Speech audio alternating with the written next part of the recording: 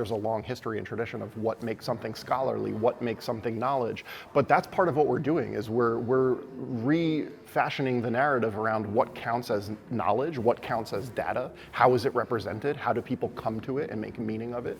To me, to create something that is not multimodal in the 21st century especially is a lost opportunity, right? But I say that to also say there is beauty in the written word, right? There is complexities and nuances that you can tease out on the page with the written word that maybe you can't in a musical format or in visual art, right? And so that's why I sort of chose to combine both, and the substance was really the songs, right? It lived and breathed around those songs. Those were the art pieces that I made.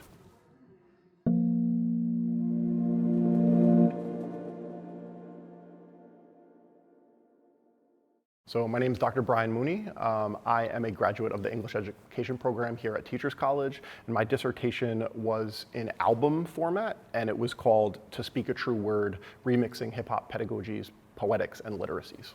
Yeah, ultimately it was about how youth poets make sense of the world and themselves through spoken word. It really stemmed from my time as a high school English teacher and kind of co-constructing this youth poetry slam that was, for 10 years it was ongoing. And so many young people, found their voice and identities through the poetry that they were writing and performing on stage. And so much of that was about sound, right? Like, I couldn't make sense of that phenomenon without thinking about the sounds of that space, right? The snaps from the audience, the thud of a microphone, the cheers, the applause, and the voices of those young people. Ultimately, it took the form of an album, sort of with liner notes, for those of you who are old enough to remember when CDs or vinyl records came with liner notes. And that was intentional because the liner notes were a space for me to do some of the theoretical work and contextualize each of the songs on the album. So it was multimodal in many facets because I designed it in Adobe InDesign, right? And that was a program I learned sort of on the fly, but it was great because I was able to think about the aesthetics of the whole project, how text was laid out, how the sound was embedded in the document, just lots of aesthetic decisions in the way that I tried to represent the experiences, the knowledge of these young folks who I was collaborating with. First of all, I really feel strongly about democratizing research and sort of getting it out from behind the paywall, right? Like I spent a lot of time thinking about where will this live? Where will this exist? And I had this scholar, Gunther Kress, who's sort of one of the, first scholars to write about multimodality. And I remember I sampled him for one of the tracks, right? His voice on an interview from YouTube. And he was saying, who do I have in mind as visitors to this site, right? So I was like, what is my audience, right? And that was a helpful question for me as a researcher to think about, where will this exist? Who will come to this? How will they interact with it? How will they take it up and remix it and make something of their own, right? So I was able to get the audio version of the album out on Spotify, SoundCloud, YouTube, all these platforms.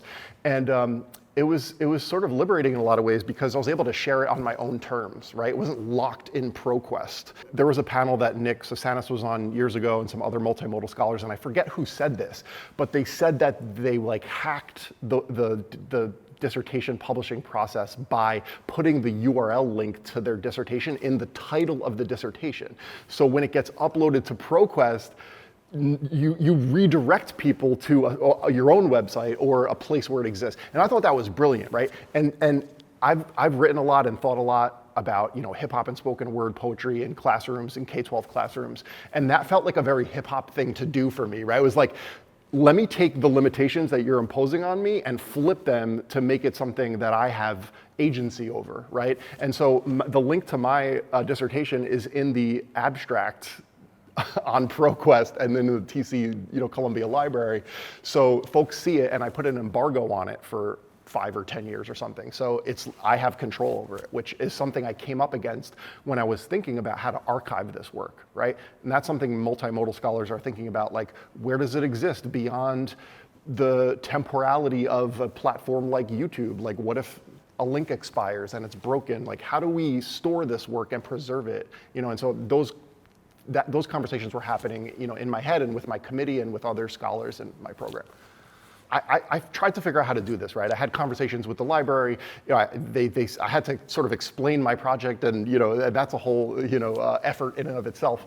But ultimately, I decided to just follow the formatting guidelines that they recommend. So everything was converted into plain text. I think there's hyperlinks in that document to like SoundCloud, but that's just the very ground level of like multimodality, right? Sure, hyperlinks are, so that's, to me, that's not the dissertation. The dissertation is what I designed in Adobe InDesign that lives at a specific URL that I control and is embedded on my website. That's the full multimodal document, So what's in the library is just a placeholder, Like I could have just submitted the link to them, and then, I don't know, that probably would have went against their formatting guidelines to some degree. But yeah, these are things we are thinking about as scholars who work across mediums and modalities that don't fit neatly into the expectations. Now I have an opportunity to chair dissertation committees for scholars, and that's super rewarding, right?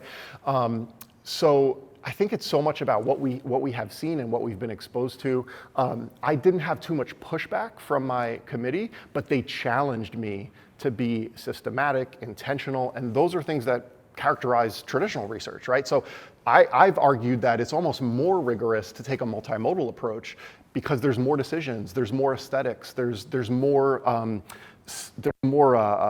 substance, things to touch and think about. We're refashioning the narrative around what counts as knowledge, what counts as data, how is it represented, how do people come to it and make meaning of it. To me, to create something that is not multimodal in the 21st century especially is a lost opportunity, right? But I say that to also say there is beauty in the written word, right? There is complexities and nuances that you can tease out on the page with the written word that maybe you can't in a musical format or in visual art, right? And so that's why I sort of chose to combine both with the liner notes to do some actual writing, and the substance was really the songs, right? It lived and breathed around those songs. Those were the art pieces that I made. Sampling is such a beautiful art form and aesthetic that I'm pulling on the hip hop tradition of sampling, right? Of remix, and there were scholars who I think it's a Rutledge Handbook of Remix Studies and Digital Humanities, and so I was like living in that book, listening to those scholars, people like Paul D. Miller, DJ Spooky, right? And they legitimized the work in ways that were really helpful. And then I was able to also draw on and sample from traditional theorists to talk about and frame this research, right? I sampled Paulo Freire's voice for a track. Like to me, that was so special because I spent years reading him, and then to hear his voice, like his actual voice on a YouTube interview from 20, 30 years ago, there was a materiality to it. There was 3 dimensions to like hearing his actual voice and then taking that and manipulating it and putting it alongside the voice of one of my participants. This is a way of putting research participants or collaborators in conversation with actual theorists literally. My first advice would be to be inspired, be creative, and don't take no for an answer. and also look to examples, right? And Nick Sosanis' Unflattening was published by Harvard. We have A.D. Carson, who's a rapper at Clemson. I think that's where he did his doctoral work. I don't know where he is now. But he put out the first rap album, Dissertation, and now is submitting audio papers as peer-reviewed publications, right? I think this is part of the future for me of what the work could look like. So yeah, it is important for us to have a precedent and to look to it and draw on it and cite it and sample it and remix it. I think often about how I was challenged in a really helpful way to think intentionally about why I would put together an album as a dissertation, because it can also come off gimmicky, right? It's like, oh, that's and some of the modes exhibition creators have talked about this too, is that being intentional and methodological and really situating it in a history of multimodal scholarship felt important to me. So movement is a concept, an idea that shaped this dissertation, and some of the ways were, like in my coursework, I remember being in a course with Dr. Vins and her asking us to describe narrative research or a particular piece of narrative research that we were looking at, right? And I remember saying, what if we thought about it as movements within a symphony? Like, right, there's phases, there's segmented, compartmentalized, but interrelated movements, right? That's a musical term. And it sort of also brought me to some traditional like narrative inquiry scholars like Bakhtin, right? And I know Bakhtin actually uses musical terminology too, like polyphonic, right? You know, discourse being polyphonic, right? That's a musical term, right? These sort of layered, you know, ways of thinking about sound that come together to form, you know, a melody or what have you. So the movement, right, the music to me and the storytelling, the narrative was an expression of movement. Like you could listen to the album almost in phases, right, and sort of movements. And I wanted it to tell a story. And ultimately, storytelling is about movement, you know. And in a lot of ways, spoken word poetry is about movement as well. Not just the movement of your own body as the poet expressing this on stage, but also how you move a crowd, right? And that's also a very hip hop idea, right? An MC, right, is someone who moves the crowd, right? So, you know, those concepts really helped me to think about this not as a static, fixed document, but a living, breathing, moving creation. You know, when I think about how I might want folks to cite the work, I would direct them to the link that I talked about earlier that directs them to my website, right? And then to create whatever citation practice makes the most sense for them.